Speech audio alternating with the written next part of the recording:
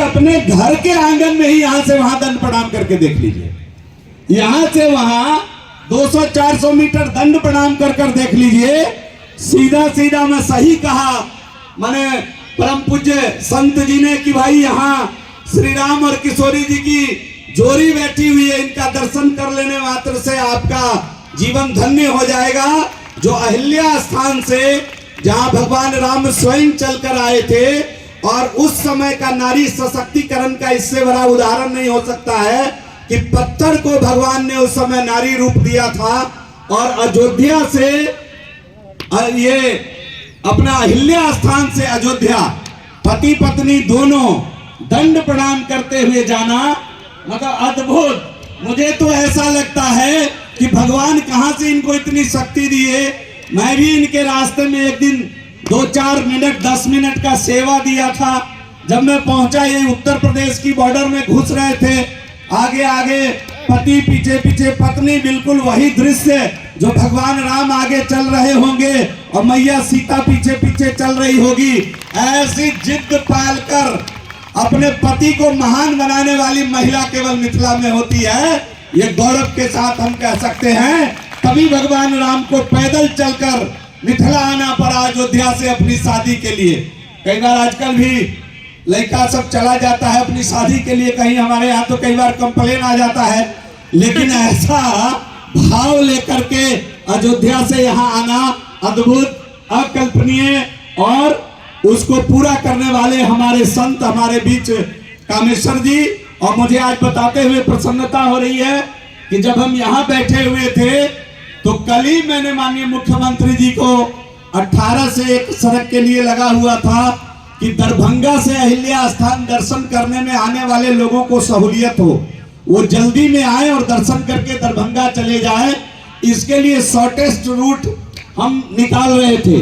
मुझे प्रसन्नता है कि कल माननीय मुख्यमंत्री जी ने उस पर सहमति दे दिया दरभंगा में, और आज ही कल सहमति मिली और आज ही विभाग के सभी अधिकारी आकर के ग्रीन फील्ड रोड बनेगा सीधा दरभंगा से शॉर्टेस्ट दूरी पर, जिसको हम लोग कई बार निगरा मोड़ कहते हैं, वहां से सीधा नया रास्ता बनते हुए अहिल्या स्थान तक आएगा और हम दर्शन करके सीधा दरभंगा एयरपोर्ट के लिए जाएंगे। मतलब देश के मानचित्र में अहिल्या स्थान को लाया जाए, इस दिशा में सार्थक कदम हम उठा रहे हैं। और माता रानी ने चाहा तो बहुत जल्द अहिल्या स्थान का जीर्णोद्धार मंदिर का भी बिहार की सरकार करने जा रही है, लगभग 25 करोड़ की लागत से। तो वो विषय जब आएगा तो हम करेंगे। अभी जब मैं यहाँ सुन रहा था, 2 मिनट में मुझे समाप्त करने के लिए मंच के संचालक ने कहा है, मैं 2 मिनट संभवतः ले लिया, लेकिन 1 मिनट का और मैं इजाजत 2 मिनट का चाहता हूं आपसे।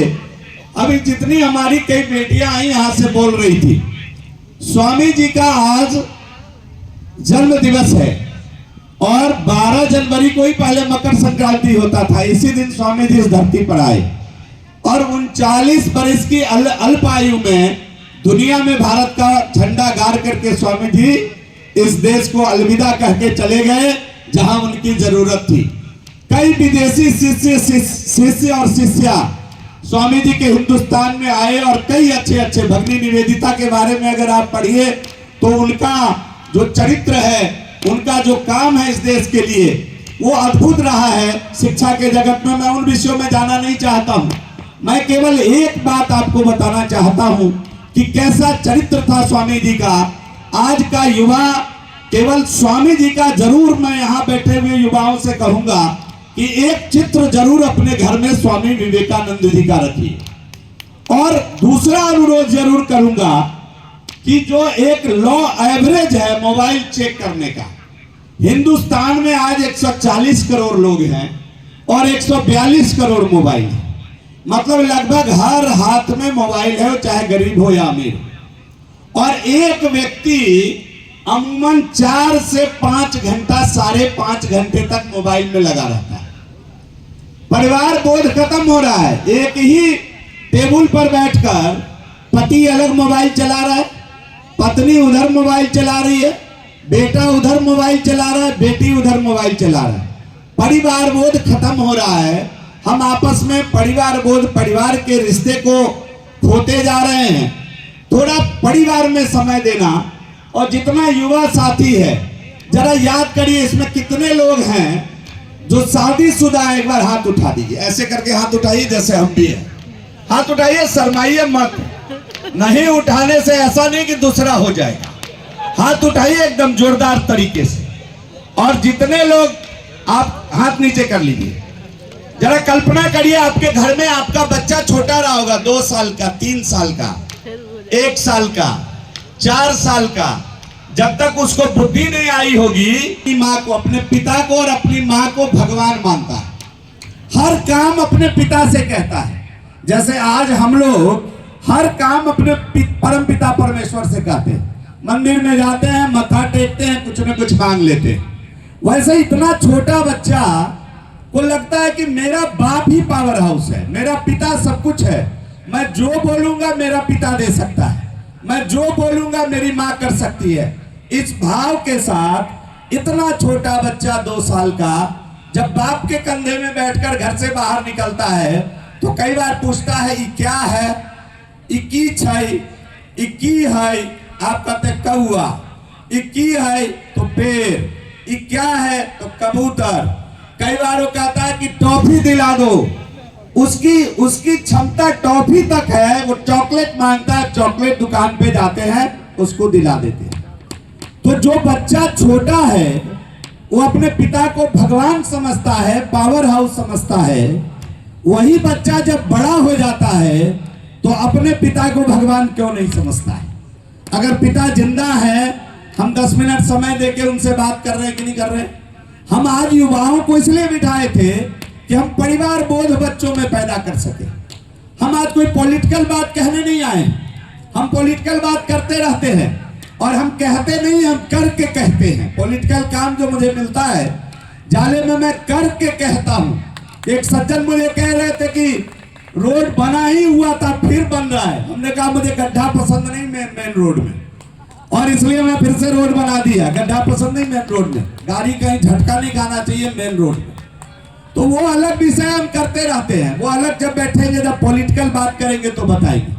लेकिन एक बात जरूर ध्यान रखना, मैं अपनी बेटियों से भी कहना चाहता हूं, युवा साथियों से भी कहना चाहता हूं, 10 मिनट परिवार बोध के साथ अपने माता पिता के पास बैठो, उनका हाल चाल लो, उनकी पीड़ा समझो, उनसे बात करो, उनको गले लगाओ।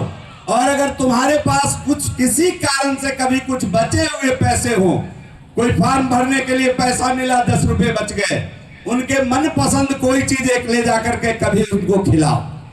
मेले के दिन खिलाओ, ठेले के दिन खिलाओ।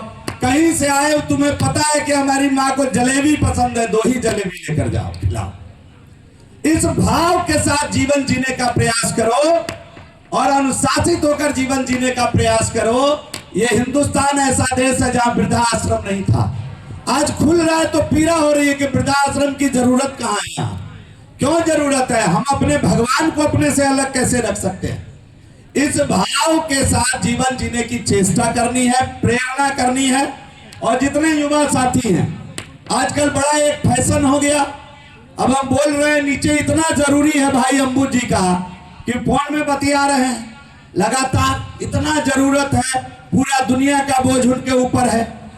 और फोन ऐसी चीज आ गई कि लोग खड़ा रहेगा उसको उंगली करता रहेगा। कोई फोन आ गया, रे भाई ऐसा यंत्र है कि इसमें आने वाला कॉल रजिस्टर हो जाता है। आपकी इच्छा और नियत ठीक होगी तो बाद में भी फोन करके हालचाल ले सकते हैं, ये कर सकते हैं। मेरा एक चीज कहना है इसमें स्पष्ट तौर से कि थोड़ा समाज के अंदर सारी जवाबदारी सरकार को ना दें। हम समाज के लिए क्या कर रहे हैं? हम गांव के लिए महीने में 1 दिन कोई अभियान चलाते हैं क्या? सफाई अभियान। हम गांव में जो पीड़ित शोषित लोग हैं उनकी चिंता करते हैं क्या? हम गांव में ऐसा कोई बुजुर्ग है जिसको वृद्धा पेंशन मिलना चाहिए, नहीं मिल रहा है, उसका फॉर्म भर के उनको दिलाते हैं क्या? हम जिस गांव में पैदा हुए हैं, 1 महीने में 1 घंटा उस गांव को दे सकते हैं क्या? 1 महीने में 1 घंटा। इसमें कितने युवा है जो एक गांव से निकल कर आए हैं? कल ही अपने गांव का यूथ कमेटी बनाइए और 1 घंटा महीने में अपने गांव को दीजिए, 2 घंटा दीजिए, श्रम दान करिए, थोड़ा गांव के लिए काम करिए। इस प्रकार की चेष्टा करिए। आज मैं बहुत कुछ नहीं कहने आया था, स्वामी जी की बात अभी बेटियां भी कागज देख के पढ़ रही थी। दुनिया का अद्भुत उदाहरण है स्वामी जी।